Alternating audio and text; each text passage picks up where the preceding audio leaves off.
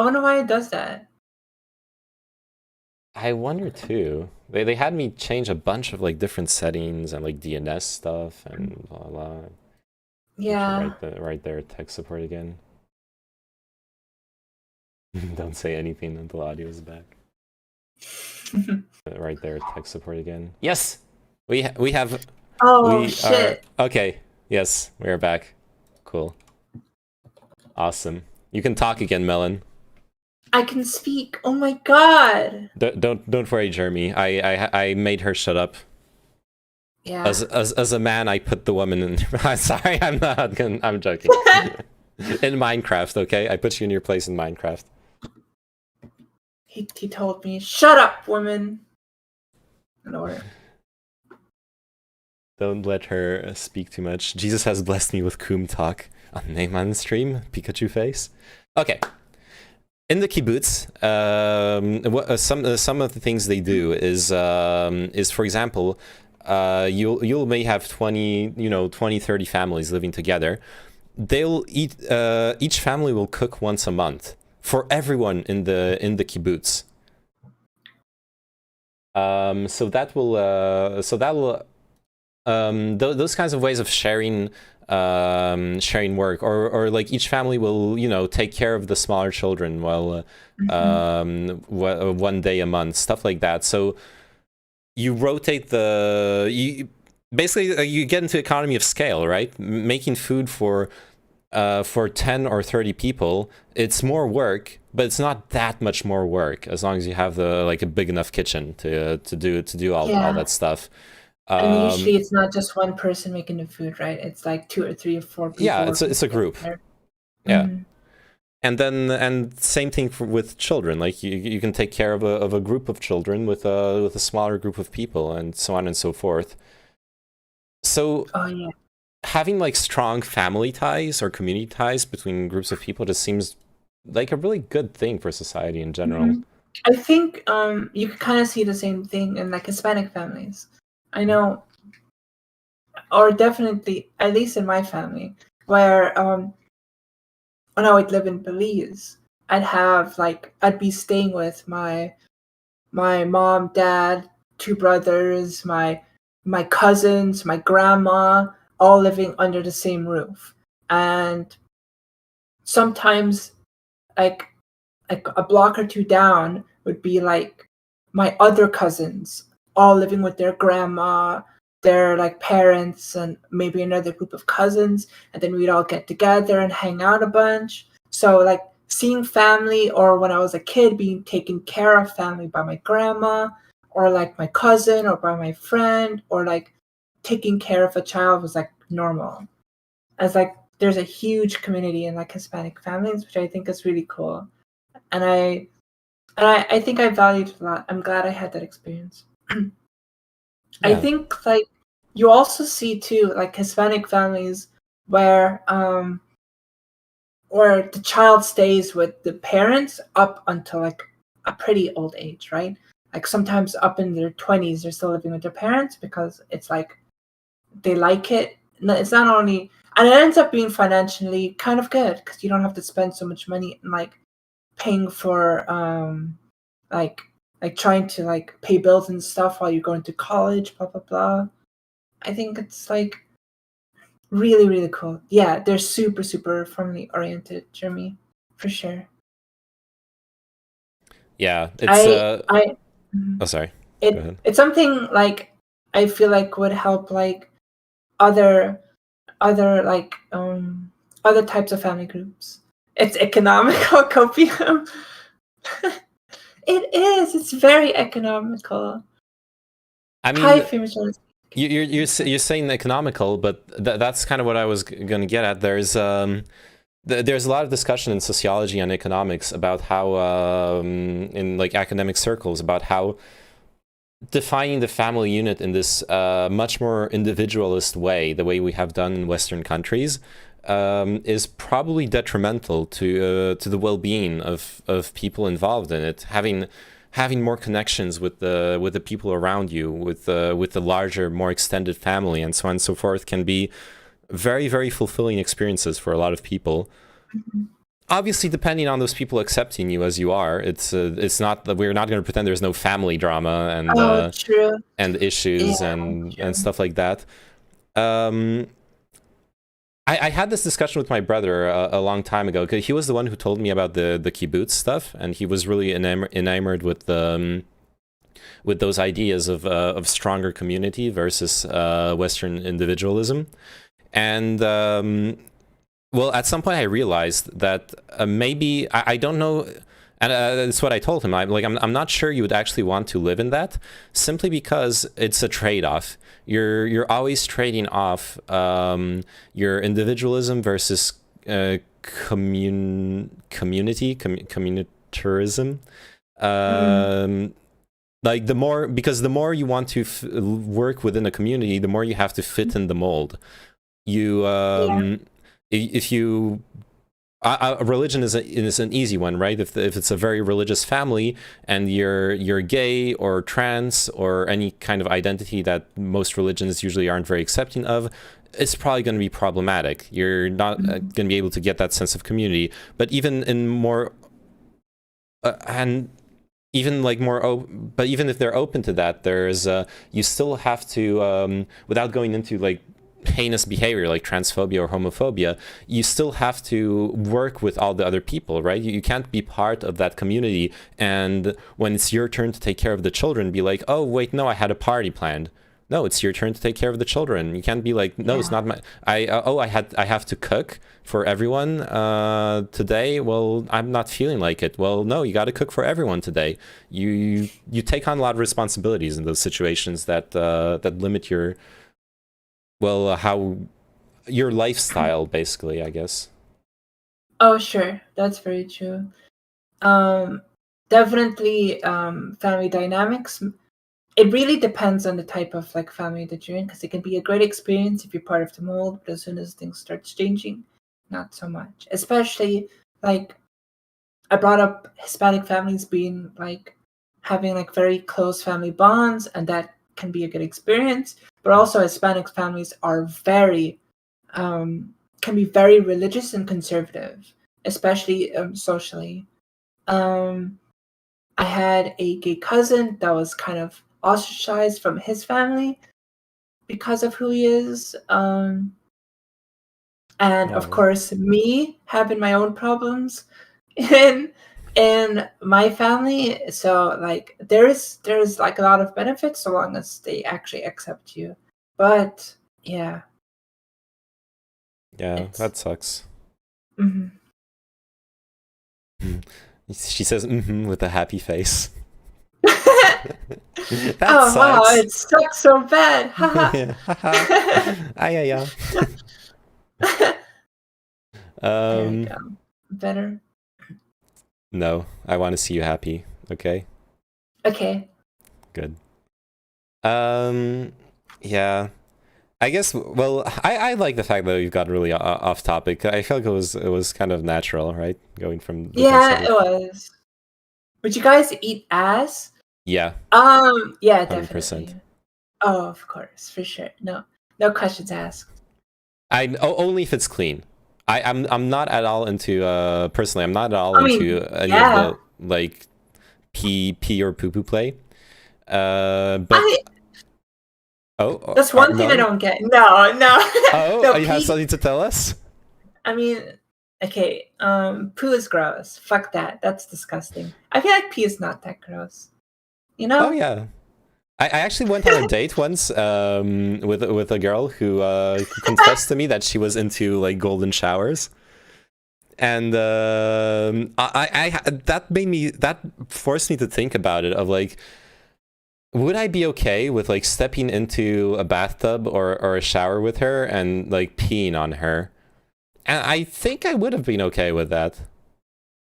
I don't know if I would have enjoyed it really, but I would have tried it out at least once, see if that's something I could enjoy. I wouldn't want the opposite, and I wouldn't want like poo poo play. But anyway, licking butts. I have to talk about this because I had once a one night stand with a girl who did it to me, where she was performing oral sex on me, and then she went down, pushed my legs back, and just started licking there. To me, at least, it was very, very, very, very pleasurable. I found it a very, very agreeable experience, to say the Agreeable. least. Yes, it agreed with me, and because of that, it's definitely something that I'm 100% willing to offer to other people. Like, I would love to have that done to me again, and if I'm with someone who thinks they'll get pleasure from it, definitely. Just like, please, like, clean your butt crack really thoroughly right before. I want none of them golden nuggets. Have you ever had experience where you went to eat ass and like it wasn't as clean as you thought? No, but I have had experience of wanting to performing oral sex on a girl, for example, and this, like, not even necessarily an ass smell. I think the worst thing I've ever had when performing oral was a fish smell. I've never had that with anyone else in my life. She actually had a smell that was reminiscent of, like, not rotting fish. It wasn't that bad, but it was like, you know, when you go into a fish store. Yeah, I know. That's I know. but like closer to the fish stick smell of, like, if you're eating a fish, like a McDonald's fish, the fish au filet, the fish fillet sandwich, that kind of smell. Did it ruin that McDonald's meal for you? Okay, I still had sex with her after. I just tried really hard not to think about it. It almost ruined the experience for me, honestly. And more importantly, it made me... I love performing oral. I love, like, giving pleasure to the other partner. But I just didn't want to. I started doing it. I was like, oh God, now like, I can't stop right away. But I really, really don't want to keep on doing this because of the smell. That's pretty gross. What did you do? You just fought through it? I fought through it for, like, a short while longer, and then I just moved on to the sex. I also, she was an interesting experience, sexually speaking, because you know how the dicks have different shapes, right? Sure. Vaginas have different shapes too. And hers was the only vagina I've ever been inside where I had the impression of suddenly being inside, like, a cavern, where, like, there was the opening, and then inside it was just like this big wide open space. It was it wasn't bad. I still felt, like, you know, the pleasure of sex. But it was disconcerting. You're, like, usually you're used to the folds inside, like, wrapping around you and stuff. Yeah. Never had that. A different experience. Yeah, never had that experience before or after. So I don't know. I like how when we started talking about pee pee poo poo and smelly vaginas, we, like, lost 3 viewers right away. Why? This is not what I came in for. Yeah. Where's my polyamory talk? True. Yeah, you know, it's something that really, really would be difficult for me in polyamory.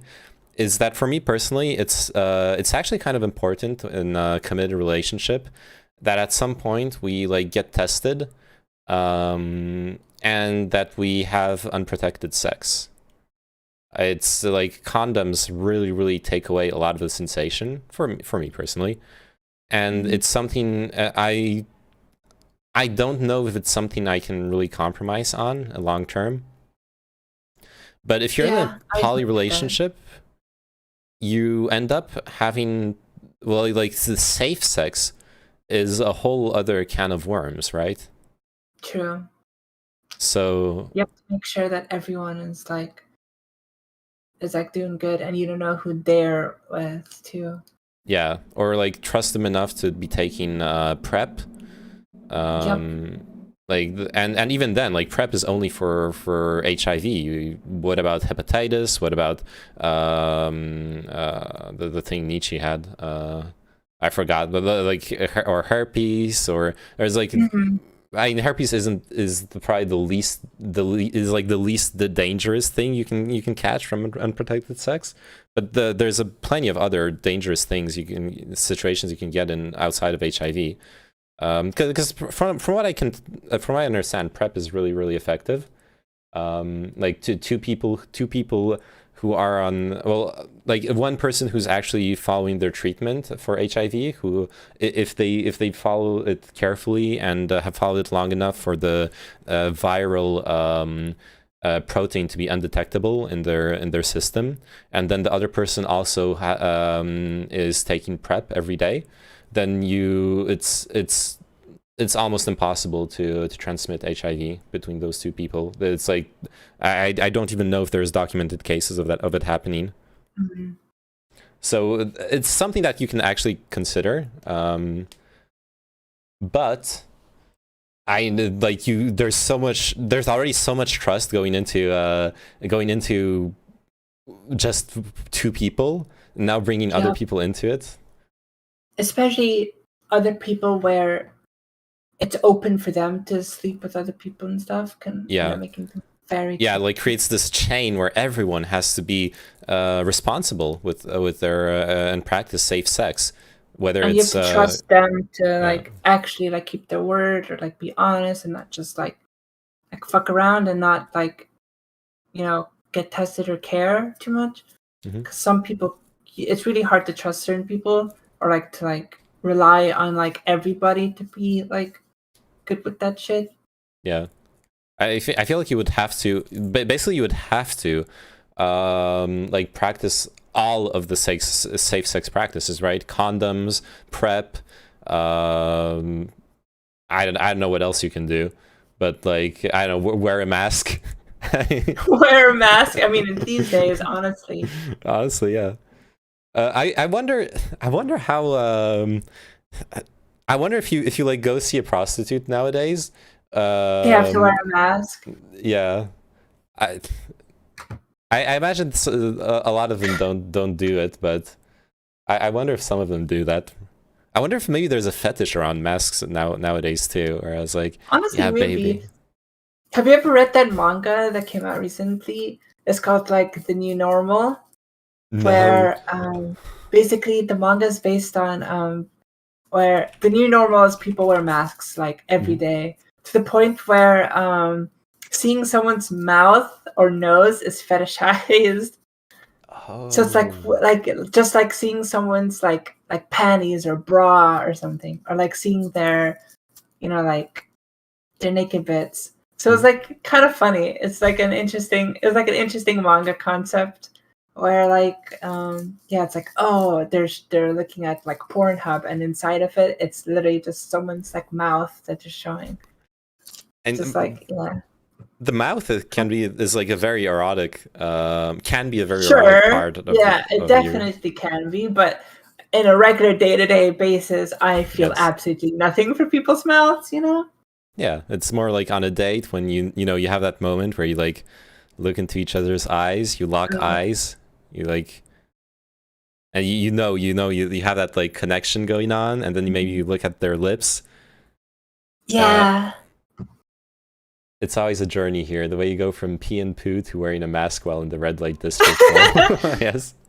Has melon confident and mouth feel? Wait, what is mouth feel? Mouth feel is basically they say that I might get this wrong because I'm not entirely sure, but I think it's like the feel of like a trans woman's penis. I think like being different because of estrogen, it's not as hard as like a regular like cis male's penis, that's like stock filled of It feels strong, man. It's okay. The apparently the mouthfeel is very good. That's what ContraPoint says. Oh, she talks about it. Interesting. That's where the mouthfeel thing came from. And Gehyun says latex fetishes have you cover made full on hazmat suit, no problem. Yeah, I've already said I don't see the appeal in that. I understand other people liking it, but personally it doesn't do it for me. Man, I would be interested in like having sex with a trans person. But like I'm saying that is like kind of bad in that way. Like I wouldn't want to I wouldn't like go after someone just for this like weird fetishization of their identity. I would only do it if I was like actually attracted to the person. Instead of like, yeah, because then it can end up being in chaser territory. Yeah, exactly. And honestly that's not who I am. Like I don't feel the need to collect experiences or stuff like that. But it's just it's just like being completely honest with everyone here. It's that I'm curious. I'm just like curious as to how it would play out, and the different things the different ways you would find to like touch each other and exchange pleasure, and how they I guess that for the most part they would be the same as with anyone else. In the end, like genitalia is genitalia is like only a small part of our bodies. I mean, I think the general idea of like what would give them pleasure would not be so different than like what you could imagine. Yeah. But I get I get what you mean by like, I guess like your curiosity or whatever. Well, for some people, it's a pretty big part of my body, if you know what I mean. Yeah. What's that one video that like it was like? Let me see if I can find it. I want to link it to. On your body, maybe. Woo, yeah. All right, I see how it is. I'm gonna read The New Normal. It's kind of short. I think there's only like 10 chapters, maybe. Yep. But I'm not sure if it's getting updated. I hope it is. I had a discussion. Oh, sorry. I had a discussion with a friend where he mentioned how he really likes the whole wearing masks in the subway. How he found that the looks he would exchange with women. He's like a Chad. He's like he dresses really snappy, fashionable. He's like tall with like cute curly hair and you know, like a nice jawline and all that shit. And so he would tell me about how like he would exchange. He really enjoyed the looks he would exchange with people in this, well, with women in the subway. How he feels like there's a lot going on in there, where with the hidden face, hidden mouth, your only focus is the eyes, and it happens a lot in erotic situations in general. Very often hiding something is so much more erotic than revealing something. True. Yeah. It's like I know some people really like the idea of like almost seeing like a woman in a skirt where you could almost see the panties, or like the idea of like almost being there is like so much hotter than actually just seeing it, you know? Yeah. That's why I love skirts. I totally get that. 100%. Yeah, I remember you talking about it. Yeah. You had like a 30-minute rant on skirts. I was there. I honestly that's why I fucking bought a skirt. Okay, I can't let women have all the skirt privilege. I did a long time ago. Originally the meme was, it was just an excuse. Okay, I really wanted to wear a skirt. But the excuse was I was doing a programming stream and I wanted to do the programming socks meme. So I like took my camera, I put it under the desk. So I was like programming and doing cooter stuff. But all you would see on the camera was me with my legs crossed and like in a skirt and the long socks. You need to implement more skirts into your streams. I do, yeah, but your streams are severely lacking in skirts. I agree. Let it hang. Okay, next time, I promise. Yeah, women in clothing can be hotter than women naked. Absolutely. I've noticed personally in like I really. One of the main reasons, you know, people often talk about how men have trouble having sex twice in a row, and obviously there's like the biological component to that stops you. But for me personally, there's something also that that I find is kind of blocking there. It's that the first time you have sex with someone is the part of the whole dynamic is that thing where you both like slowly undress each other while caressing each other. Your hands are like exploring underneath the clothes, on top of the clothes. There's all this stuff happening around the clothes as the clothes are slowly like coming apart. Sometimes only part of the clothes are coming apart, etc., etc. But more often than not, you end up naked. And once you're already naked, it's not that erotic. Like, okay, you have your like nipples out and your caca out and your vagugu out, and it's like there, it's already there. Why? There's nothing special about it anymore. I almost want to, at that point, I almost want to be like, hey, let's get dressed up again and like start kissing and, you know, hugging and all that stuff again. Fetish. It's weird? You think it's weird? No, it's not. I think, I mean, at that point, you want to go to the real meat and potatoes, right? The actual like penetration. That's what you're here for, you know? Going back to getting dressed, yeah. it's like getting the because I'm talking that you already did it, right? Oh. Like you already had sex and you like cuddled for maybe like an hour, maybe you dozed off. Oh, yeah. And okay, I get that. And then you're like back into it, and you like the person you're with, so maybe you're like getting a bit excited and everything. But at that point, I've never done it, but at that point, if I'm like in the mood again and they are too, I almost want to just be like, you know what, let's get dressed again, and then like start kissing again, you know?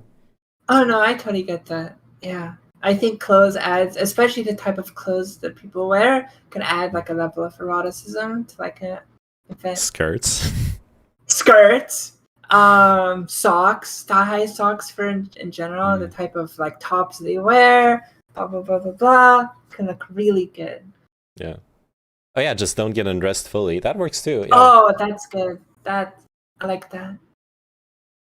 Oh god, I'm all for people being all more open about sex and such, but I still have that huge cringe gland in my body listening to some of the words when you hear content like this. Yep.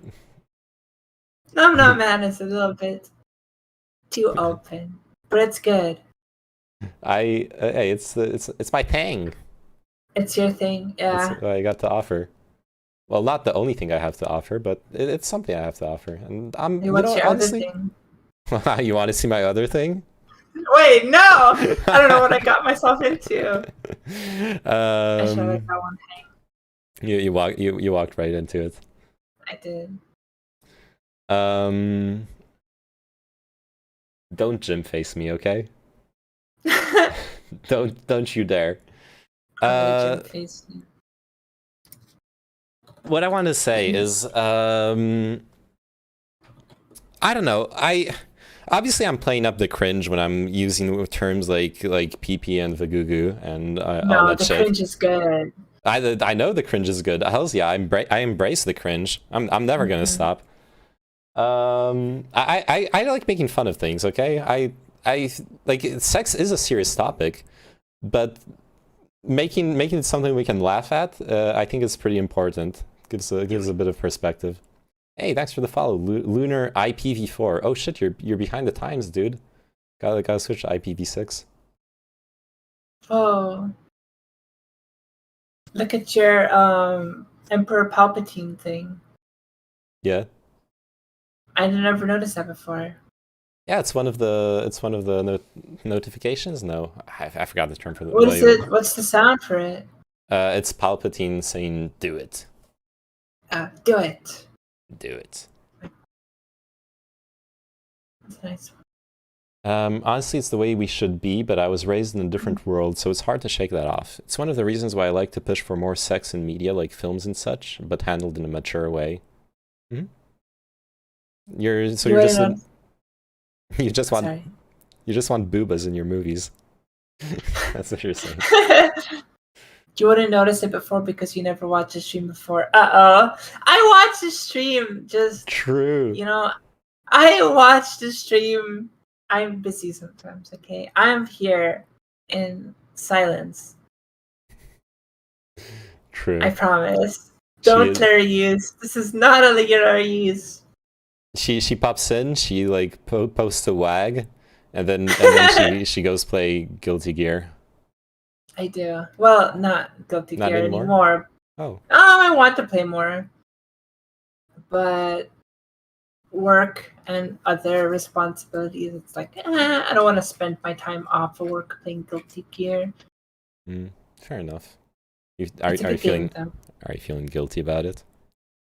I am. I'm feeling very guilty. Guilty geared. Shit. How much time do you have? Because you told me earlier you wanted to like end after 2 hours. We're now in like an hour and a half in. I guess about the same is fine. Or we can end now if you would like. Oh, it's just well, just to like have an idea of like when we want to end. So like in 20 minutes. I want to have 2:30 is always good for me. Okay. Like not 2:32. Like 2 hours, an hour and a half. Like perfect. Okay, cool. I'm asking because like as much as I just wanted to do the wordplay on Guilty Gear and everything, how much just how much do you think guilt drives our fetishes and our likes and dislikes, and in this paradoxical way where like feeling guilty about something will actually make you want to experience it in the bedroom, right? I think in some ways, oh my god, my avatar just like ran up to the screen, just jump scared people. It's done a couple of times. I've noticed that before. That's so strange. Just like I think like to some degree it's like why people like taboo, right? Because like they know it's bad, they know it's not good, but that feeling of taboo ends up like raising the factor of it a little bit more, get your heart a pumping. So I think it does play like a pretty big part. And you can kind of see it how people get in trouble because they like to do, sometimes they get into things that are not very good. Yeah. So to some degree, yeah, I think like for sure. For sure guilt plays a part. Did anyone, getting back to the original subject from like I guess an hour and a half ago, we left it pretty fast. Anyone in chat has had experiences with like poly anything? Shit's pants. Yeah. Oh, same. Yeah, I shit my pants all the time. Me too. Only polygons. Fair enough. I think we've all had intimate relationships with polygons here. Let's be honest. I think Chad has experienced any. Wait, I just got in here. Was it just Kumar talk the entire time? No, Poly. Yes. No. We did actually talk about the subject for a little while, but we got sidetracked pretty fast. Implying I get more than one partner. True. Oh yeah, that's actually something I wanted to mention too, because I talked about like how hard it would be to, like we both talked about how hard it would be to maintain a relationship with multiple people, but one thing we didn't mention, holy shit, where do you find the time? I don't know. One That's relationship is already a lot of time, or yeah, maintaining friendships too is already a lot of time. I feel like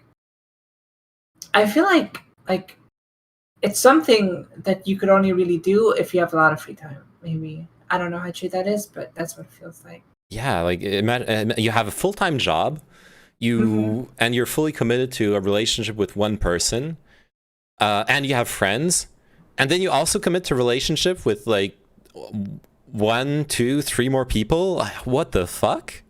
You probably spend like you probably don't spend that much time with certain people. Like even your Yeah, main person, you probably won't spend that much time with.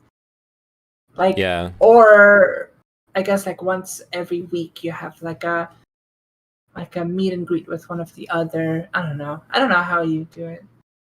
yeah. I guess that's where the power dynamic is important, right? Like you Yeah. uh, like as much as some people really want to have it be anarchist and everyone's got the same power in the relationship, etc. If you end up spending more time with one person than the others, then that's actually your main partner, right? Yeah, true. I guess like and that could switch too, you know. Oh, Yeah, yeah. It whoops, could I dropped. change as Yeah. time goes on. I don't know. Hire an assistant. Yes, I'll just hire an assistant to have sex with my lovers in for me. It seems too complicated, you know. I'm not like if you could handle it, that's great. But it seems really complicated to handle like all these different personalities, Mhm. meeting with all these people is just super time consuming. Yeah. I Did don't you know how people do it. I want to did know. did you see that article a couple like a couple months ago? Mhm. That Japanese guy who got fined because he had like 20 over, I think it was like 20ish relationships that he was maintaining over the course of several months, and allegedly, supposing to according to Jesus. the article, he was doing that to collect gifts from all the women. He was Wow. like he somehow, it was this weird, it was a scam. That has to be the least like per paid per hour, the worst paid per hour scam ever invented, or I Yeah, don't know how holy it worked. shit. What if Yeah, you got good money from it? Sounds I like one of those like host clubs, you know? Where yeah, where men get like gifts and stuff or like money from just to like spend time with like going in Japan. Damn, probably yeah. maybe you got some good ass stuff. That seems cool. Highest sigma energy though. I mean, basically, it just sounds like an escort, honestly. Yeah, Well, yeah, exactly. yeah. Except that the article made it sound like he was the women thought they were in a Doing some genuine good. relationship. It's like an escort thing where the person doesn't know it's an Yeah, escort. exactly. Which arguably that's every single relationship. Squad W. Oh shit, Squad W. Squad W. We're all in escort relationships. Yeah. Too. And that's the Boondocks line, right? Where at some point Huey or Riley, fuck, I forgot their names, like the smart one of the two kids, he's like, well, if you're actually gonna if you're like taking the girl out for like $100 in night with dinner, wine, and all that shit, why aren't you just why aren't you just hiring an escort and inviting her over to your home? See, this is why you have to have balance and paying money. None of this. I like someone pays for everything, you know? Fuck Yeah. that shit. What I really enjoy, and because I like paying stuff for someone I'm enjoying spending time with, like I love like buying a round of drinks for my friends, and then but it works out because the next round of drinks will be not someone else, and like by the end of the night, everyone's paid like one round of drinks, and everyone's drunk, and everyone's happy. Because it feels nice to give, right? So I like, if like a date is Yeah. going well, I like being like, hey, I'll pay for the dinner we just had. You'll and then we'll go to a bar and you'll pay for the drinks. Like something where it will roughly work out equally, but we both get to partake in the pleasure of, you know, giving something to the other person. Oh yeah, that's totally fine. But when it's like a responsibility versus like something you're doing to make people feel good or like just like a nice gesture, that's different, right? Yeah. Because I totally love buying like something for like a group of friends or like a significant other every once in a while. Yeah. Have you seen the Great Happiness Space? No, I have no idea what that is. I'll Google it, I guess. The Great Happiness Space. What are host clubs? Oh, okay, so it's what is this? Is it a documentary? Oh, I've heard about this. I've never seen it. Maybe someone Oh, should stream it later. yeah. Actually, that rings a bell. Maybe someone already streamed it. I vaguely remember watching a documentary on streams.gg where it maybe it wasn't that one, but it was basically about loneliness in Japan, and they had like the statistics were like what was it, 50% of all people aged 30 are still virgins, like stuff like that. And then they were No. followed people going to those cafes where they're like paying a woman just to be able to like lie their head down on their legs and have them like, you know, brush their hair, like. Oh, I saw that. Yeah, and it's like I love that. Okay, it's something I miss terribly, having those like small endearing, that like small endearing human contact. It's actually so fucking. It's actually so fucking important to have that in your life, honestly. It's one of those things where you kind of don't think about it. You don't want to think about it, and you only realize how lonely you are when you're finally in a situation where someone's just like brushing your hair with their hands, and you like finally feel that it's okay. I'm sorry, I was getting into some real doomer mood for you guys. We're dooming now. Yeah, we're dooming. It's just I don't I miss it terribly, and I imagine a lot of us do, between COVID and being single. Being an Omna man and reminding a chat full of needs of this Jim face. I know. I'm sorry. How irresponsible of you. True. I'm feeling it too. Honestly, I'm fucking lonely, and I miss human contact. I miss human contact too. It can also be like the one like the downside of like online relationship is like the only way to get that physical contact is to like, you know, drive down to see them or fly to them, blah blah blah. Yeah. You You feel feel it it too, too. don't you?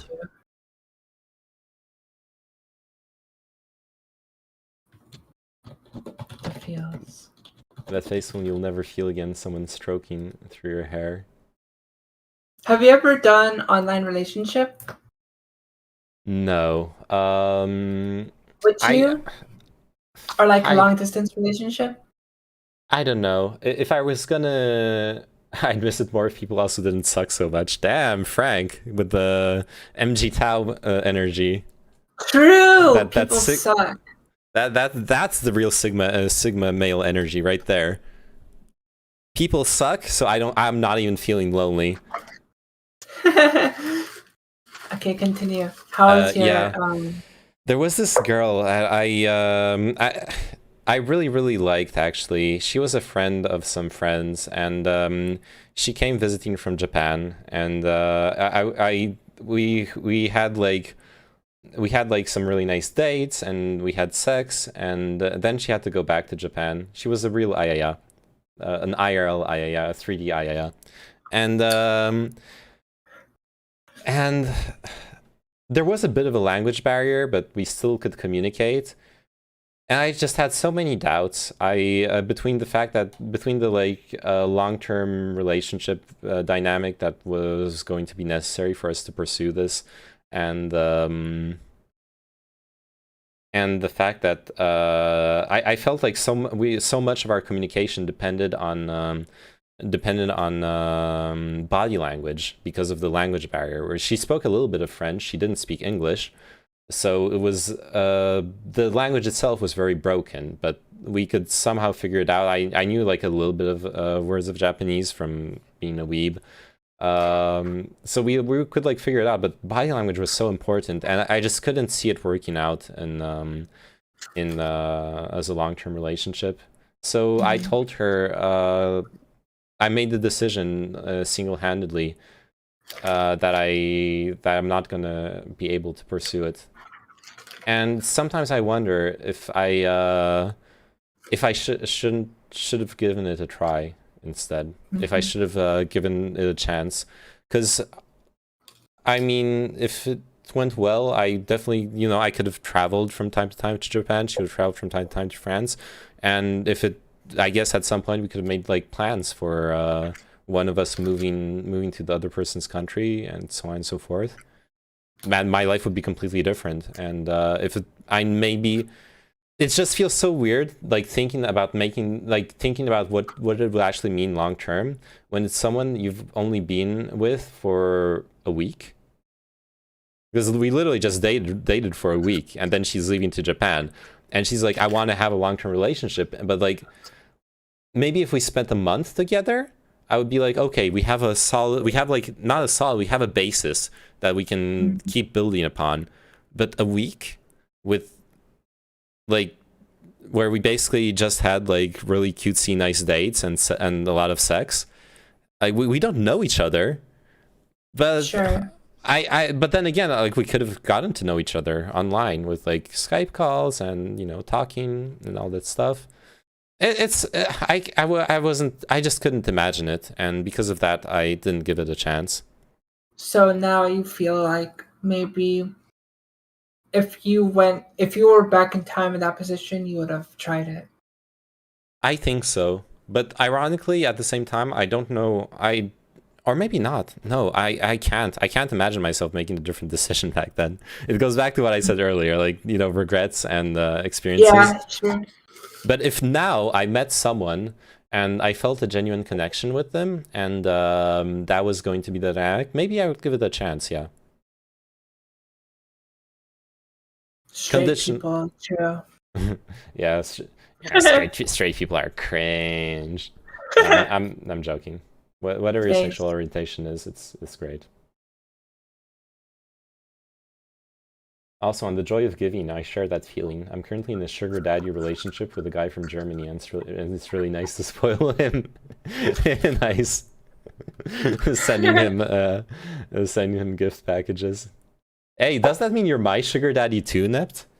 By the way, that reminds me, I've been slowly working my way through that marzipan. Do I have any marzipan? Marzipan. Do you know what marzipan is? Type of, I'm not entirely sure, honestly. Here, look at this. Look at this and weep at the fuck is that? It's chocolate. That looks fucking awesome. Open it up. Take a bite. Almond. Yeah, it's chocolate and almond. Take a bite for paste shame. filling. Take a bite for shame. Oh yeah. You want me to bite you? We're on those terms now. Since when am I'm a marzipan? Well, maybe a melon. Get a melon and maybe. Okay, see, so this is what it looks like. I'll let me break it apart so you can see the inside. See this? Almond paste. Oh, yo. I fucking love this. I want to. Fuck. After this stream, you want to fuck? I kind of want to. No, shut the fuck up, dumbass. I want to run to the store and get some chocolate. Holy fuck. Holy fuck, yeah. You should. It sounds awesome. The only downside of this is this is literally 1,000,000 fucking calories. Like I'm gonna eat this whole bar now. Yo, the calories make it better though. I know, right? When it has like a stack of calories, that's how Mhm. you know it's good. Absolutely. Imagine you can become the chosen one, the weeb to achieve the weeb dream. No chocolate for me. I'm getting skinny and fat. No. Flight costs alone make I'm that not viable. There's a big difference between flying inter-Europe, but to Japan, that's bigu money. Yeah, true. Oh, did you make the soup? No, not yet. I want to make the soup on stream. Honestly, I need to organize a cooking stream. I've been really lazy about that. When was the last time you've had a cooking stream? I think it was the kimchi. No, the last one was at some point. The last one was a couple weeks after the kimchi. I did like a really scuffed. Like I was too hungry to continue streaming, so I just like grabbed my camera, moved into the kitchen, and like fried up some ravioli. But that doesn't count as cooking. I literally just like boiled some ravioli for a minute and then dumped them into a pan with oil and fried them. That doesn't really count. That's not that interesting. You've made Yeah. you've done some good cooking streams back in the day. Yeah. I was there. A You are. witness. Witness me. Witness. Oh. Kartoffelkopf was doing a really cool cooking stream yesterday. Yeah. A Kartoffelkopf? Yeah. I saw him do a what was it? I forgot, but he was streaming something like computer science or something. Mhm. So it was like before that. I missed it. Heck, I was working all day. It was a long time ago. No, you weren't working back then. Oh, all the way back then. I thought you meant like yesterday. Oh wait, no, you're talking about Kartoffelkopf. Oh yeah, he was streaming chemistry. Yeah. Sorry, I got confused.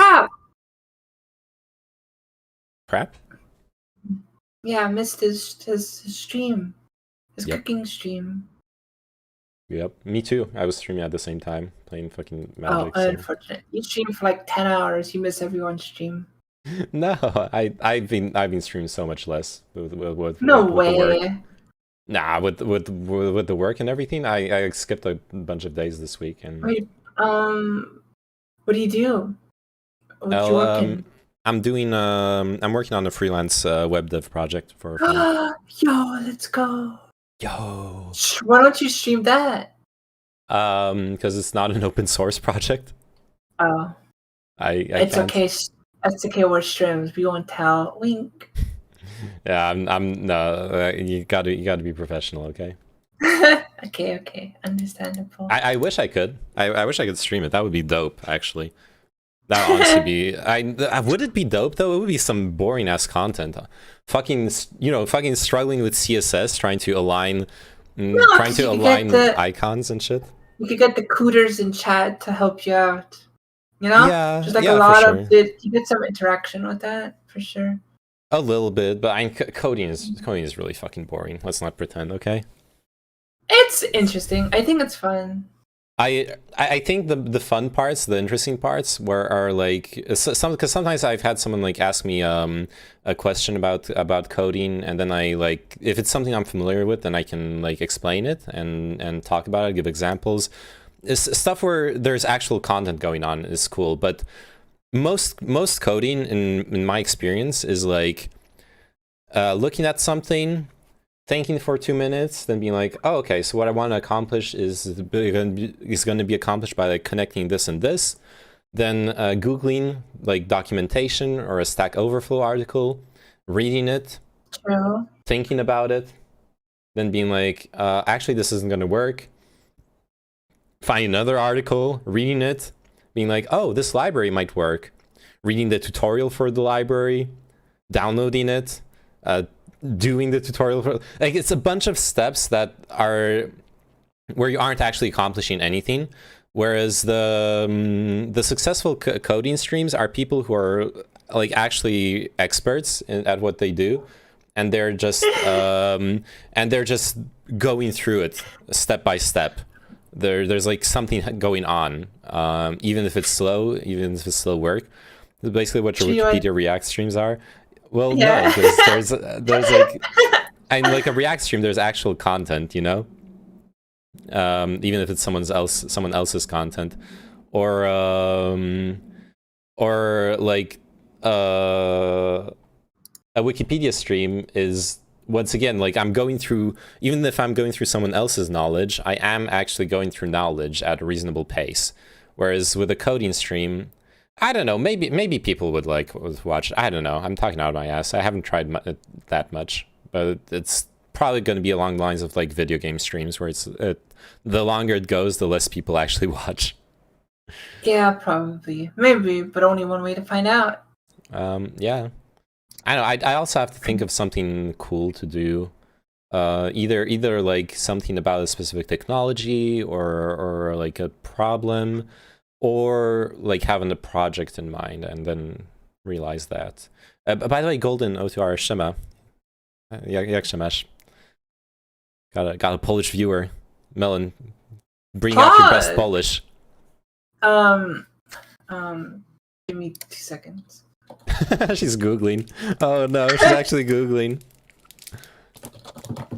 Yeah, I wish my work was more interesting to stream too. Yeah.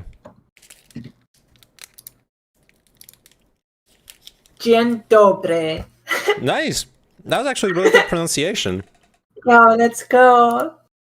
Let's go. All right, Melon. Mm-hmm. When are we organizing a trip to Poland? Soon, TM. Soon, TM. Okay, that's code for never. Pepe laugh. Pepe laugh. No, I could show you some really cool places. Okay. In Poland. Yeah. I'm sure Poland seems like it would be like a really cool place to explore. Yeah. I want to go to Europe one day. You should. When I have money for it. You should have money for it. What are you doing? Why aren't you working right now? I'm in your stream. Okay, pay me. No, I'm not making Fuck money. You. I'm out then. Fuck you. Fuck your stream. Oh, fuck you too. And let me put the pout face. Yeah. I'm gonna pout IRL too. Wait, Poland isn't in Europe? Okay. Those are fighting words, sign. Uh-oh. Unfortunately, also, it seems like the... Oh, sorry, go ahead. Also, I have to head out now. Okay, yeah, time's up. All right, thanks for dropping by. It was fun. I had a lot of fun. It was really fun. Me too. And now I severely want chocolate. Yeah, go get your chocolate. Next week, Wednesday, or should we move to a different weekday? Thank you. I think next week I'll be on vacation, so it'll have to be the week after. Okay. Well, let me know. I'll DM you pout faces anyways, so. I appreciate the effort you go to find pout faces. It is a lot of work. It is. It really is. All right, get out of here. Work. What are you doing? People are waiting for you. Fuck you. Bye. All right. That was cool. Hope you guys enjoyed it. I'm still gonna stream, so you don't have to leave. Unfortunately, it seems like the anti-LGBT attitudes have really taken root in Poland. Sadly, yeah, but I have to admit that Poland being a very traditional country that's been ruled by Christianity for a long time, it's not something new. They haven't taken root as much as the roots have flowered into a magnificent, beautiful tree of homophobia and transphobia and fascism. It's not something new, sadly. And even if you look at the history of anti-communism in Poland, one of the biggest groups, the most important groups in Poland, throwing off the chains of communism was Solidarność, which was a group that had that was basically a Christian political activist group. Christianity was really important as an influence in Poland throwing off communism.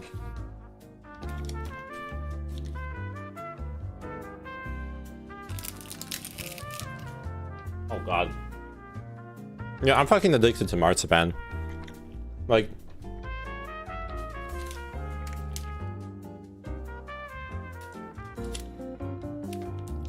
oh wait,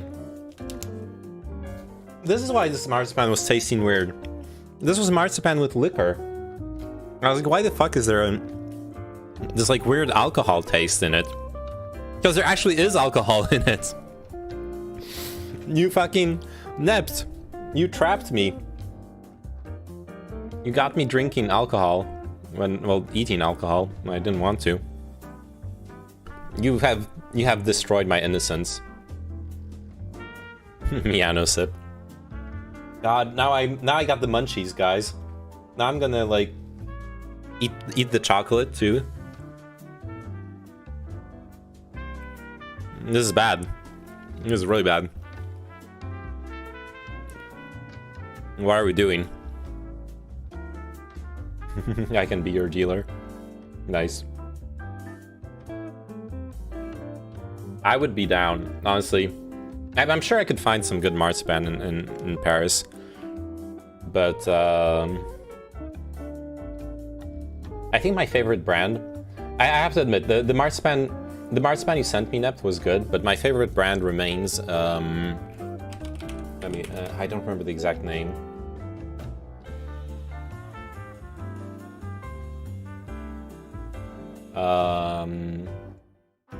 Wait a second.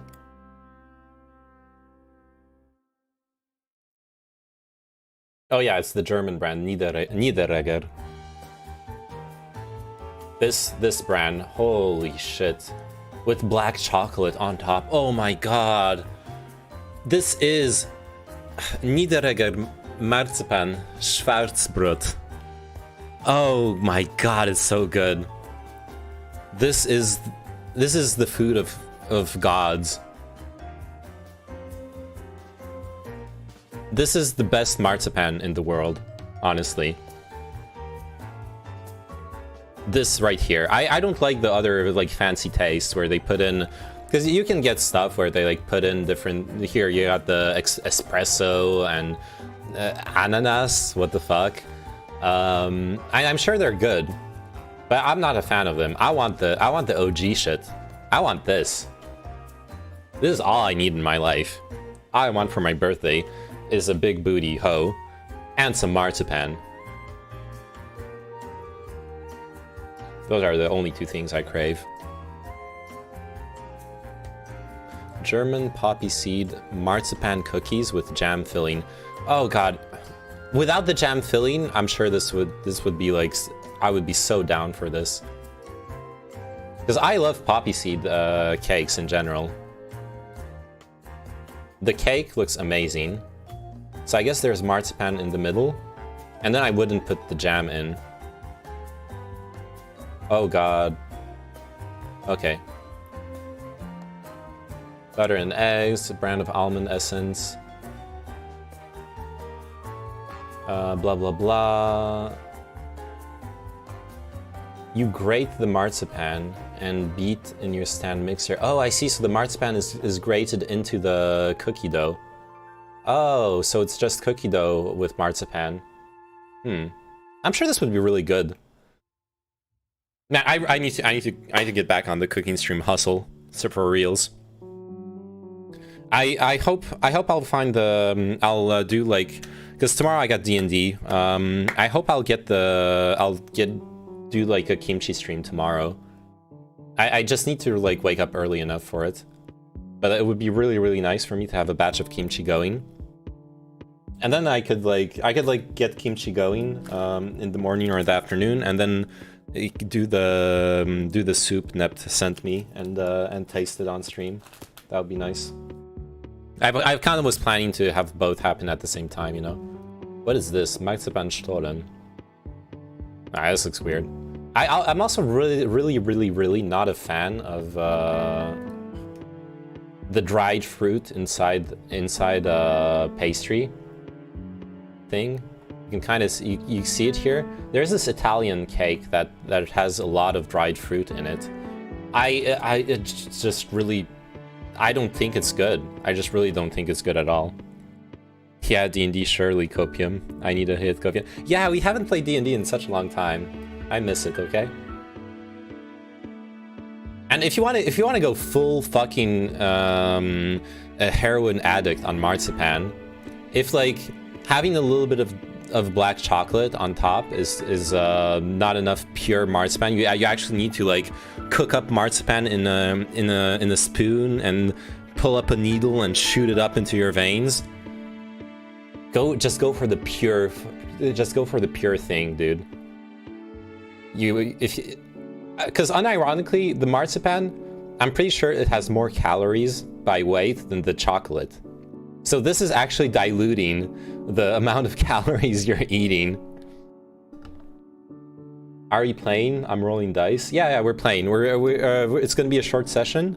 Paula said he's gonna only be able to play for 2 hours, but we're playing tomorrow. Soap. Marzipan equals lembas bread from Lord of the Rings. Yeah, except that it's gotten like no fucking vitamins. But yeah, it's basically lembas bread. Damn, so slept for 13 hours. That's what the weekend is for, right?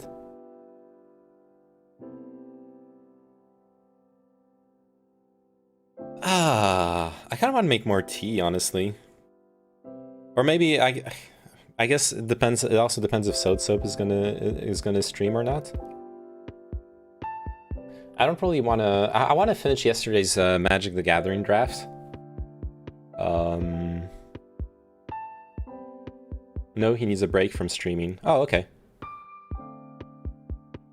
Because I was thinking if Soap is like gonna start in like 15 to 30 minutes, I was probably gonna end the stream there. But if not, then I can keep entertaining you. I'm a clown. Are you entertained? Are you enjoying this? Where is Roser when I need him? I actually want to. You know what? I actually want to play. I actually want to play Apex. I am people happy. Nice. Let me just double check if I can actually install the Apex updates now. No, what I'm probably gonna do, I'm gonna finish the Magic the Gathering draft from yesterday. We got a draft going. It's gonna go for the 7 wins. I can guarantee it. There's no doubt in my mind that that's what we're heading for. Well, you can uninstall Back 4 Blood now at least, shitter. you think I still have? Did I even install it in the first place? I'm not even sure of that. I don't know if I even installed it. Pretty sure you did. Okay. We finished Breaking Bad plus Better Call Saul, so there's no marathons now, I think. Right? Okay.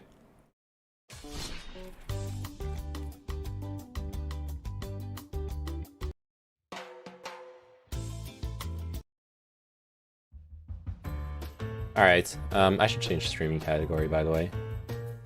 Oh man, you know what I should do also? I should play some World of Tanks. I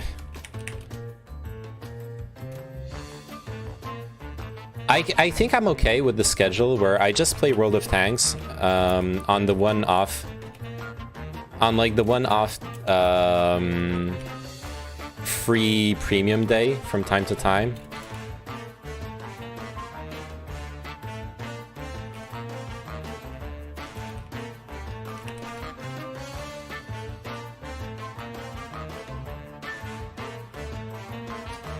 No, nothing else for the moment. I need a break. I streamed like 11 days in the last 12. Yeah, that's rough. Try out Frontline. I will. I honestly will. I feel like playing a couple games at some point. But right now, I'm gonna finish the draft I started yesterday. I don't wanna look at this. 0 losses, 3 wins. This is 100... Well, actually, you don't see the losses because my camera is above. You can see them. Okay. It's a 4-color deck, but we got a bunch of treasures. It's working amazing. We might even go for the 7-0. The full house. Did someone say house? It's live for another day, FYI. No pressure, but it will be September before it's back. Yeah, I'm okay with that. This music is way too exciting for what I'm doing. Much better. Oh, shit. We are definitely gonna need a mountain. Opponent goes first. I mean, I should draw a mountain if opponent goes first. But I could get very, very unlucky here. I'm gonna keep it though. This is a risky hand to keep. Yes! Hey! I got rewarded for my risk. That's what I like to see. That is what I like to see. My man.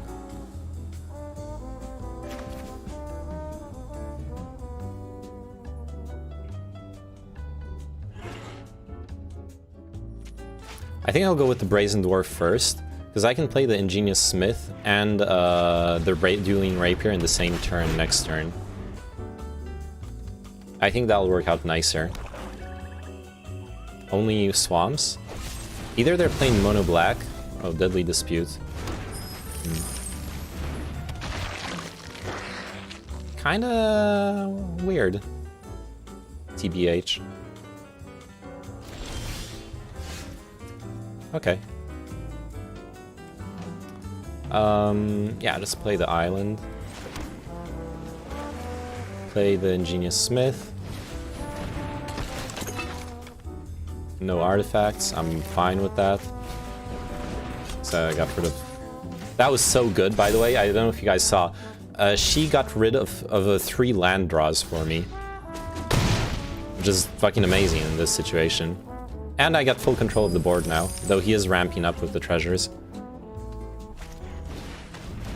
Okay, another Ghast. I'm perfectly fine with that. Let's drop the second planes and keep attacking with this duder.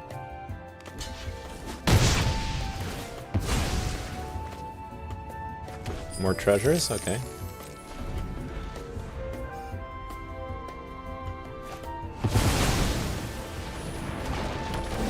Okay. Each player sacrifices a permanent. Oh no! Oh no, he just has to sacrifice a swamp. Look at him. This is so sad. I almost wanted to sacrifice the rapier here.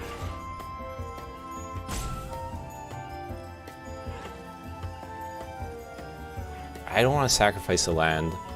That's too much. This is a tough choice, honestly. This is a really tough one. The Ingenious Smith will grow eventually. Yeah, I think I have to sacrifice the rapier. Oh my god, this is so perfect, actually.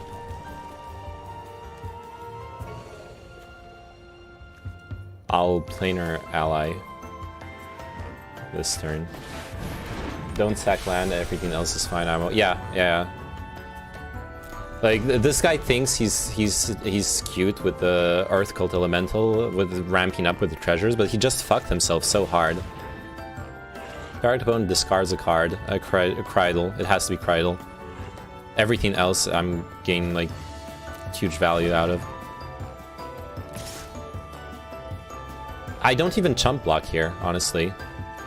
I don't need to.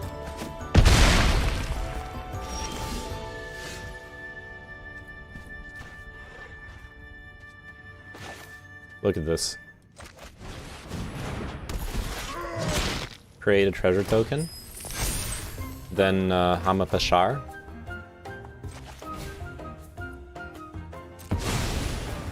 So I get a venture twice. And I get the venture ability twice. And then, okay, I could gain 2 life, which wouldn't be bad. But I think I'll go for the treasure token here. So I scry twice. Do I want the mountain? I think I'll take the mountain. I'll take it. Hey man, just wanted to say your streams have really helped me over the last year. Being stuck in homeschool has really been stressful, but yesterday I finally asked out the cute girl in class and she said yes. Thanks man. You're welcome. All me. Literally all me.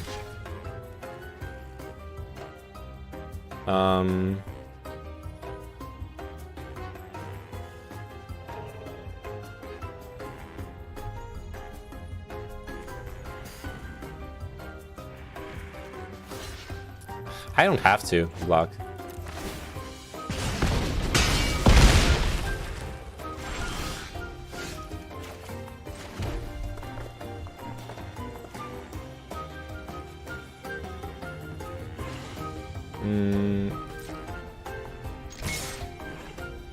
Attack with everyone.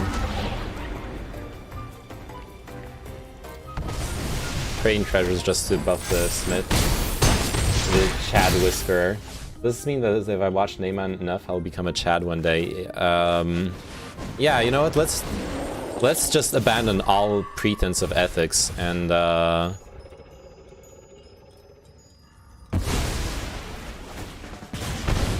Oh shit, the 1 damage! I forgot! I got lethal from that. Oh no. I didn't even notice. Yeah, let's just pretend we're fucking, you know, dating whatever the fuck. Why is the word escaping me? Okay, this gives me the title for the stream. Magic the Gathering, Chad, Alpha Drafter. That's what we are.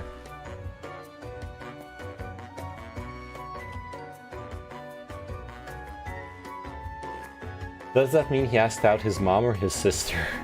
Good one. Ooh. Okay, we won that because the opponent got mana cucked really hard, obviously. They played 4 lands in a 6 or 7 turn, no, like 8 turn game.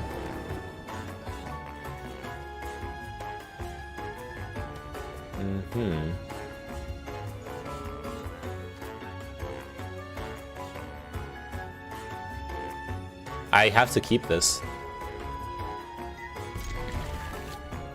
If Neyman has 1 million of fans, I'm one of them. If Neyman has 10 fans, I'm one of them. If Neyman have only 1 fan, and that is me. If Neyman has no fans, that means I'm no more on the earth. If world against the Neymanen, I'm against the world. I love Neyman till my last breath. Heart eyes. Die-hard fan of Neymanen. Hit like if you think Neyman best player and smart in the world. Wow, Roser. I didn't know you felt that way about me. Okay, what do we drop in here? An island or a swamp? That's the big question. I'm thinking the swamp. There's like 2 blue cards, but there's like 3 black cards, so I'll go with the swamp.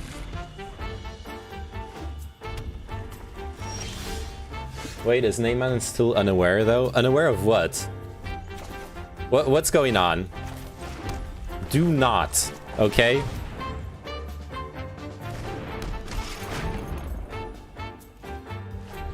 Do not do this to me. Do not play games, okay? I can play games. I'm a gamer. You can't. It's not allowed.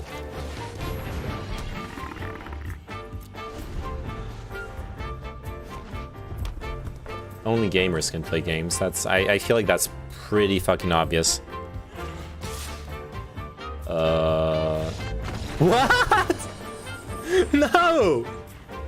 What are you doing? Oh, because he wasn't playing mono red. They weren't playing mono red, and they just they only had mountains. They didn't have anything to play, and I was curving out, so they abandoned instead. That actually makes sense. Kind of. They should have still played it out.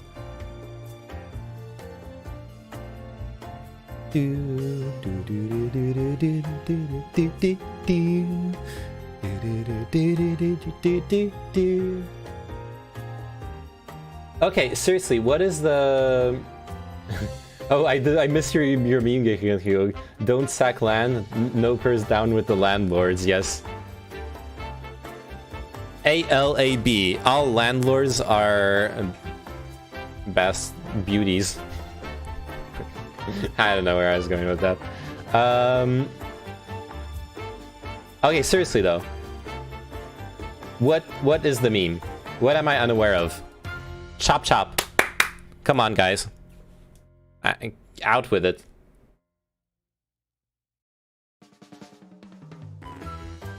Out with it, or... I'm gonna go play Apex with Roserg. Actually, I'm gonna go... Dude, Roserg, I finally finished updating Apex, by the way. I feel like I had to share this amazing accomplishment with you.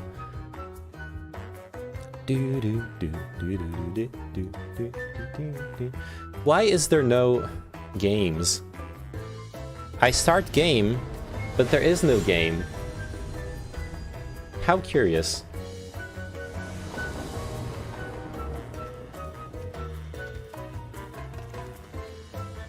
Good?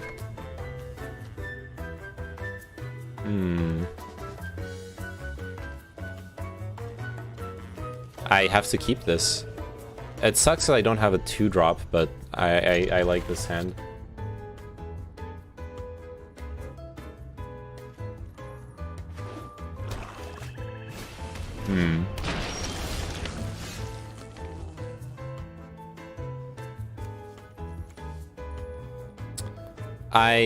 Fuck.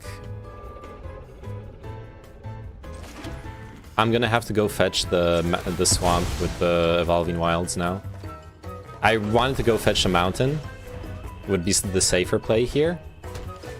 But I need the criddle, the turn 2 criddle against the way my opponent's playing.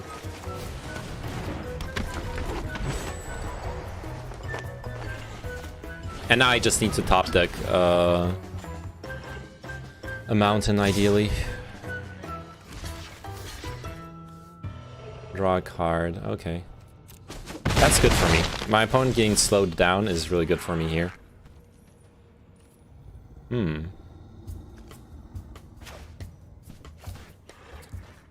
Now, the big question is... I think I play Skullport. I still play Skullport, not the...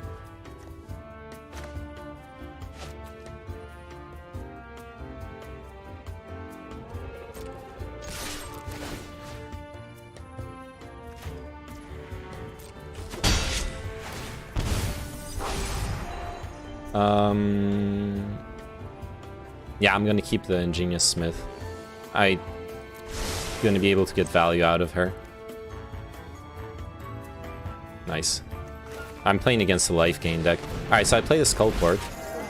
And this will... the artifact will allow me to ramp into my planar ally next turn. Which is gonna be really, really nice.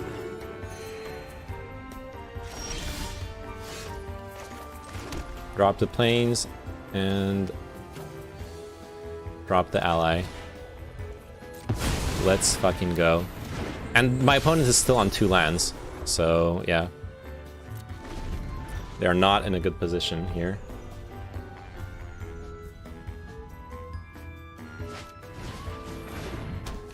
Spells your opponent's cast during your turn cost 1 more to cast. Alright, that does not matter to us in the least.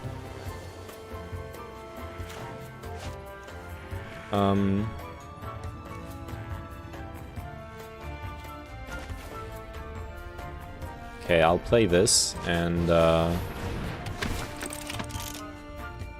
we're losing the Genie Windseer here.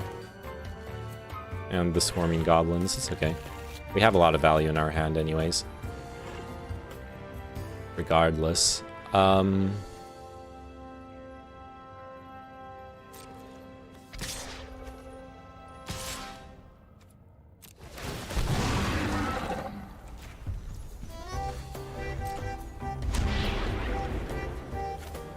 Do I want to scry? I want to create the treasure token anyways, so... Ooh! Yeah, I'm keeping this. I'm keeping this so I can grow the smith.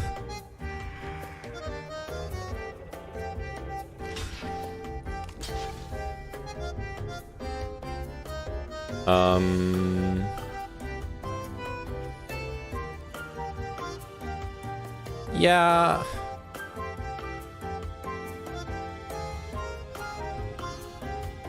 I'm just gonna kill the dungeon crawler anyways with my improvised weaponry, so... Oh, it's a sorcery! I'm a fucking idiot! Oh my god. It's okay.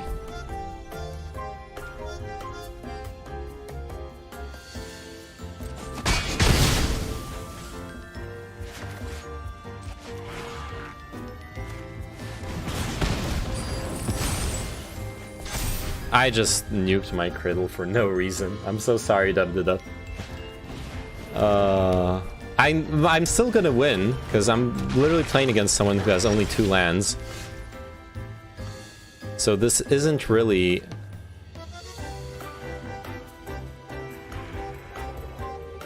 This isn't really an issue, all things considered.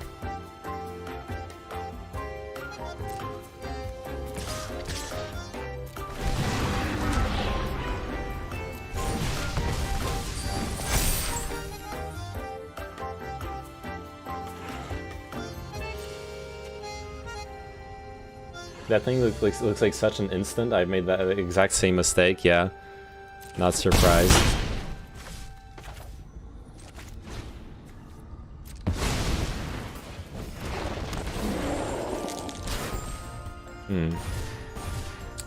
What do I sacrifice here? I think the plains. I'm okay with sacrificing the plains here. Like, none of my creatures... I want to keep the treasure.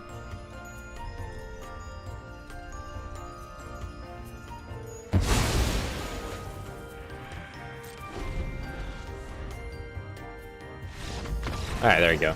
Get out of here! What you think you're doing? I told you this is gonna go 7-0. One more win and we're done with this draft. 7-0, let's go. It's such a good draft, dude. Treasures and treasure synergy. Between the smith, the big creatures you can ramp into, some dungeon venturing, but just like strong creatures with the planar allies, the earth cult elemental. What more do you want in a draft? Really?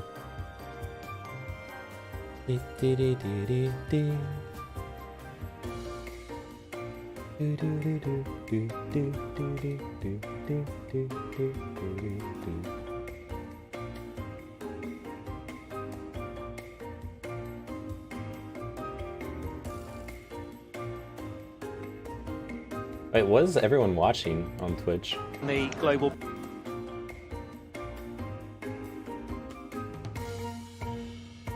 IO Plup? What is that? Yes, we've broken that time. Are they streaming? Holy shit, they're streaming like car races on Twitch now? That's new. Ooh, this is kind of bad because we don't have the a mountain, but I think I'm gonna make the same bet. Plus we got a treasure guaranteed on turn 3. It's just the turn 2 is really, really bad here. Like, this should be a mulligan, but I can afford to take risks. I can afford 3 losses. So, I'm going first, though. So I actually don't have that many chances of getting a mountain from this. I'd still keep this personally.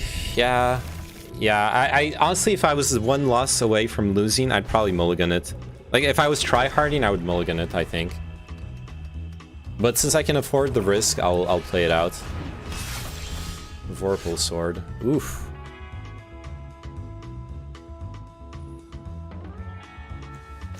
That's a really rough one.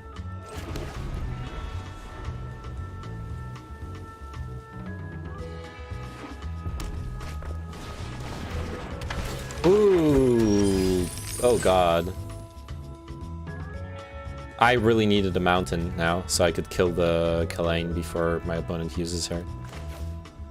Yikes. I guess we're Skullport Merchant team. Yeah, the opponent has a really good start here. And they have a good deck. You don't get to 6 wins without a good deck. Like, obviously, the way the matchmaking works is I'm facing someone who also is at 6 wins.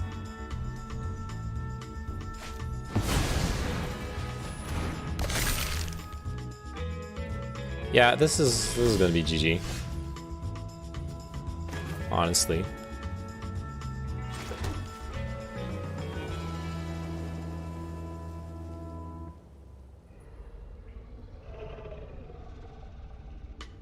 I shouldn't have played the planes, I'm dumb.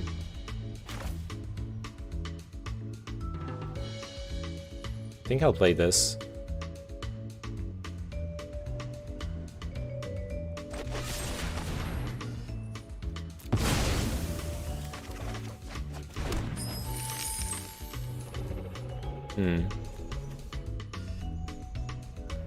Well, at least I can Plundering Barbarian the Vorpal Sword. That's kind of important, honestly. To a certain extent. But killing Kalain is important too. Well, no, they don't have treasures anymore. So then I'm not gonna have any more treasures either. Like, how am I gonna play my my red cards if I play the Plundering Barbarian here? Fuck it, I'll try it and hope for the best.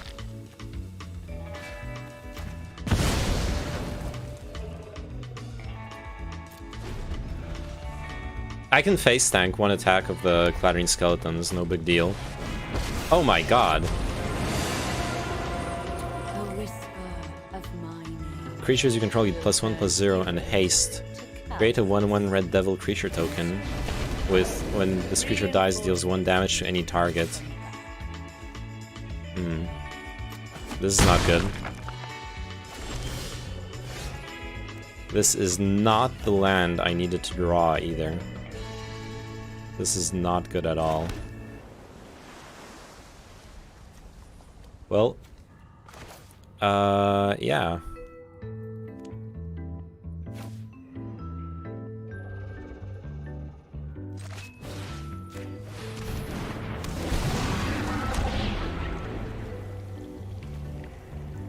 I have to go for the treasure token, if I can.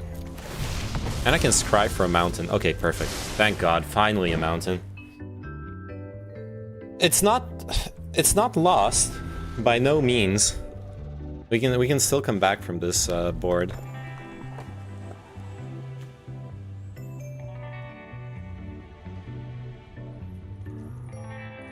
Even the -6 on Zariel, it's if we get control of the board again, it's something we can totally deal with. Now this is really bad though. Dealing with a Hoarding Ogre. Big yikes. Big yikes. Oh man. I have to let it through.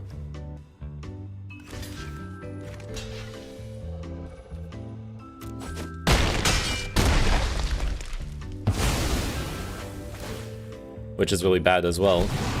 So, okay, my plan now is I'm gonna play the improvised weaponry with the mountain, and then I'm gonna use the treasure. Wait, do I have the mana for it? Yeah, and then I can use the treasure to play the Jaded Sellsword, and I'll have the Jaded Sellsword to block the ogre. Fuck! Oh no, they used the fucking 2 treasures in the same turn. I really, really, really needed them not to get to use the treasures right away, so I could kill Kalain. That was so fucking important for me. Now I'm so fucked.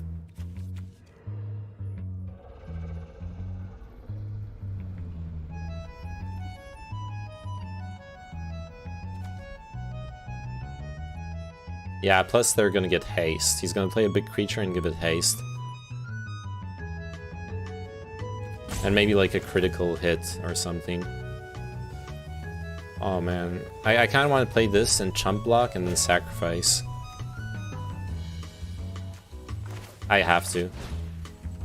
I have to do this. This is like my only way of maybe winning. If I top deck the right card or something, I'm not sure. I don't think this will work though.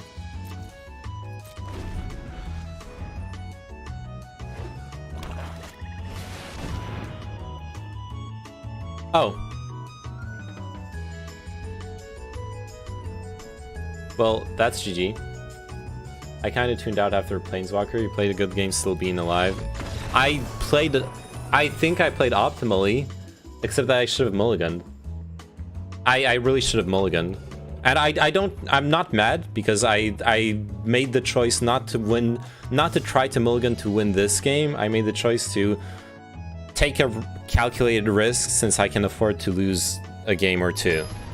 So I'm not even mad, but like I said, if I was 100%, if I was playing playing to win that specific game, that was totally a mulligan.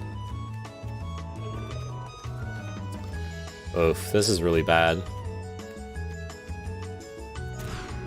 Yeah, let's try to win now, okay? No more bad mulligans. No more keeping bad hands. I think I keep the planar ally because I can ramp into it on turn 4 with the barbarian. So I get rid of the deadly dispute. All the rest I can play here. And I can actually play on curve, which is very, very good. And I play first. So we're in a really good situation. I'm not even mad, guys. Copium. I could be mad off of that game, honestly. Wait, I'm not guaranteed the planar ally, though. That sucks. Ooh, shit. That's a really good card, by the way.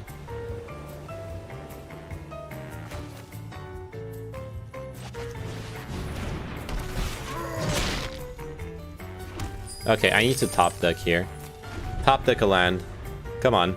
We drew 2 cards. The 3rd card should be a land, statistically. Yes. Perfect.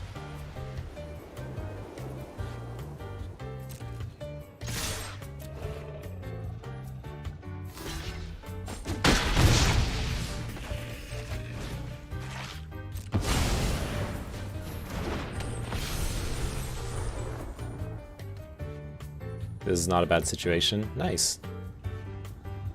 Hello.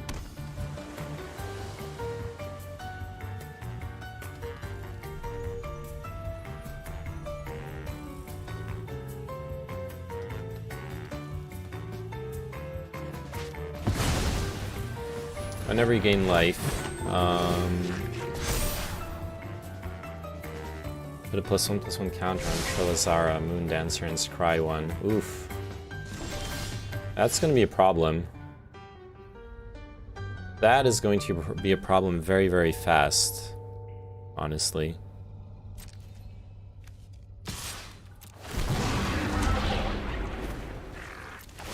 Alright, let's just scry.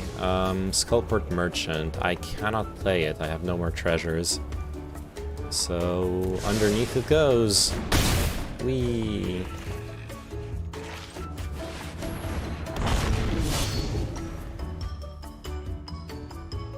Alright, this game is not a guaranteed win. My opponent has a huge, huge combo on the board, and I don't have any removal. I don't know what I'm gonna do here, honestly.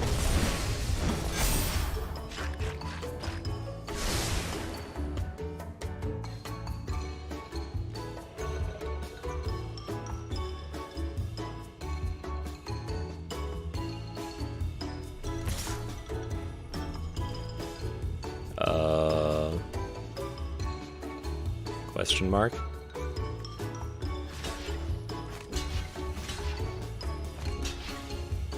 What's the combat trick you can play here? It's +2/+2, right? Is there a +3/+3? You know what? Fuck it. I'm gonna, just in case he's got a +3/+3.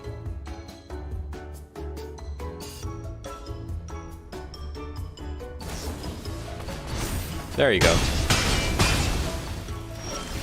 Worth it. Actually worth it. That was a really bad attack from my opponent. I don't know what they thought they were accomplishing there, but and that ain't it. Now I play this. Okay. Attack. Create a treasure token. And play the Rust Monster. I think, or do I save for the Elemental?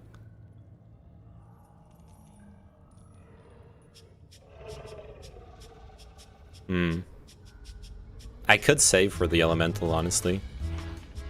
Yeah, we're getting to like very few cards on each side. I think I end turn. I'll play it. I'll play it a bit slow here. I love it. I love it too. Whenever a creature died this turn, put a +1/+1 counter.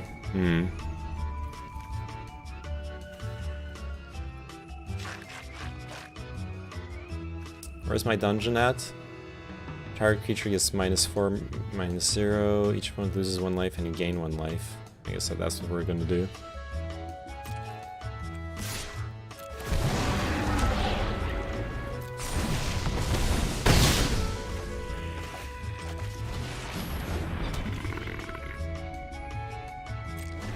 Alright, we just need to top deck a land. And we already are winning just because we have a flying creature.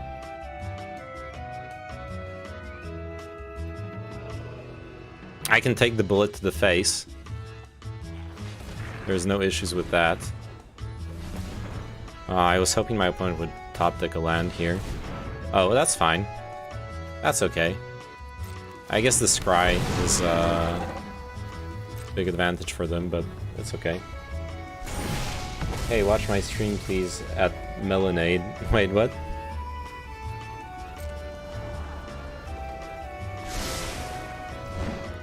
What are you streaming, Roserg? Also, kind of weird, champ. To if you actually are streaming, kind of weird, champ, to promote your stream and someone else's streaming while they're streaming.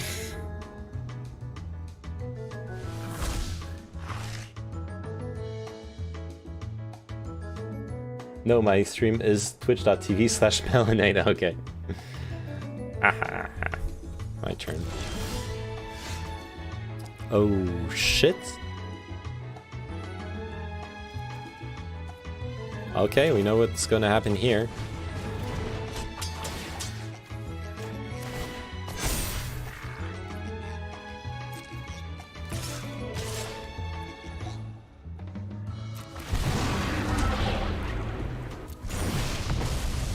Nice.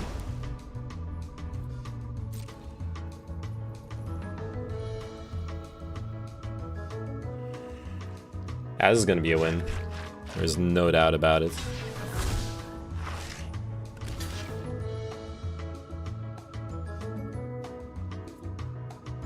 Yeah, kill the bullet first.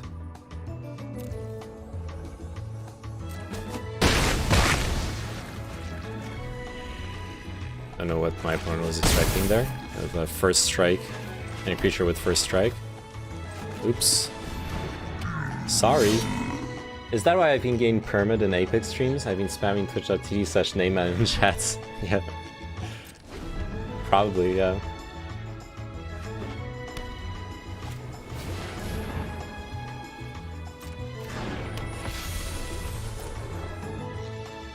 Why hasn't my opponent been using Gretchen's power, by the way?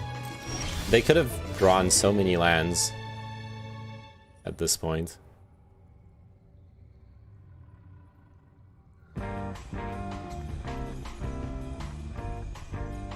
Okay, what am I doing here?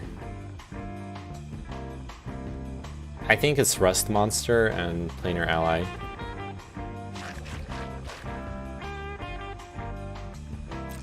No point in attacking with the rest, is there? Or, wait a second, if I attack with the rest, say my opponent blocks the 2/2 with their Planar Ally, Rust Monster with this, and I get 6/7. damage in.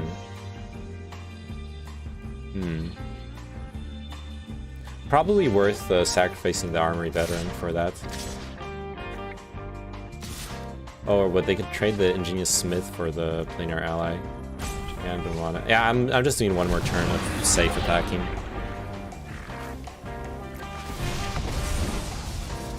I don't need the mountain anymore.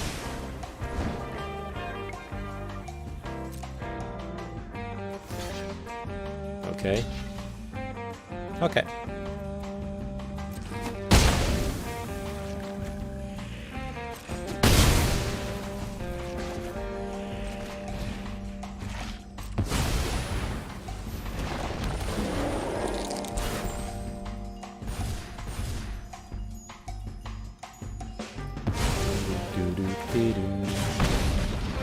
Nice.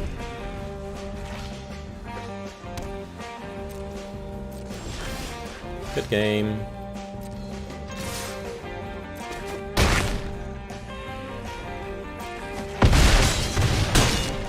Alright, we did it. Nah, this draft was really powerful, honestly. I'm not... Considering how the first games went, I'm really not surprised it got this far. And we probably could have gone 7-0 if I'd mulliganed that other game. Nothing wrong with mulliganing aggressively. Sweet deck, yeah. Oh shit, I should have saved the deck for like stream purposes. Checking out. Okay, we're opening packs. Best part of the game. Nice. Got a wild card. Best card. Yuan T. Malison. Can't be blocked as long as it's attacking alone. Whenever it deals combat damage to a player, venture into the dungeon. Holy shit, that's pretty sick.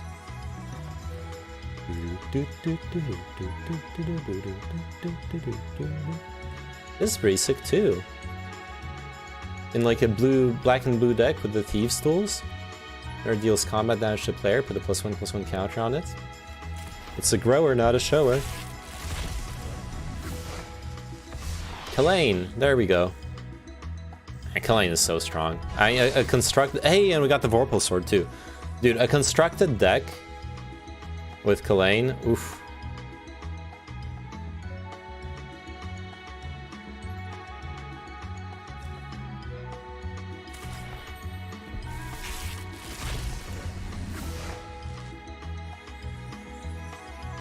Wait, do you unironically play... Roserg, are you still watching? Do you actually play RuneScape, or are you just memeing?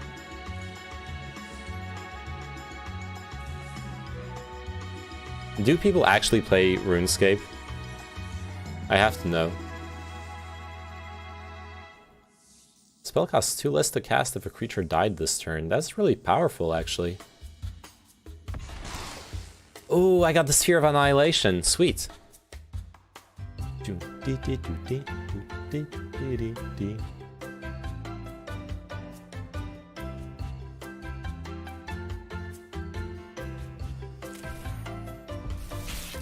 That's pretty sick.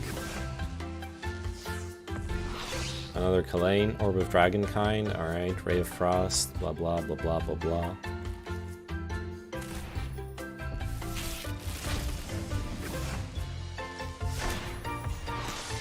Den of the Bugbear. If you control 2 or more lands, Den of the Bugbear enters the battlefield tapped. Pay 4. Until end of turn, Den of the Bugbear becomes a 3/2 red goblin creature with whenever this creature attacks, create a 1/1 red goblin creature token that's tapped and attacking. This is really good for an aggro goblin deck, damn.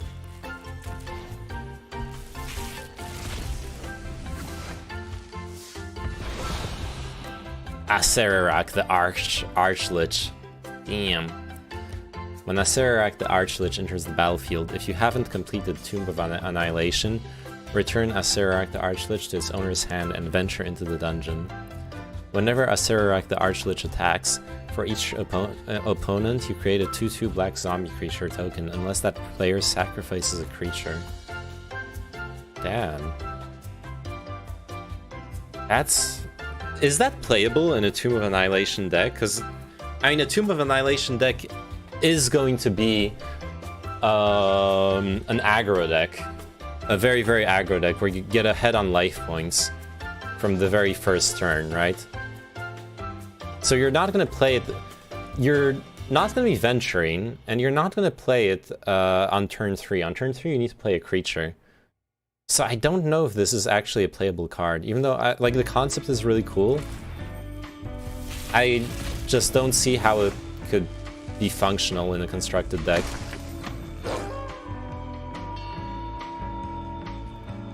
Man, this card is so good. Whenever Werewolf Pack Leader attacks, if you attacked with creatures with total power 6 or greater, draw a card. Man. This is such a good card, honestly. 2 mana for a 3/3, and then it's got dank powers and it can grow. Amazing. Alright. Ooh.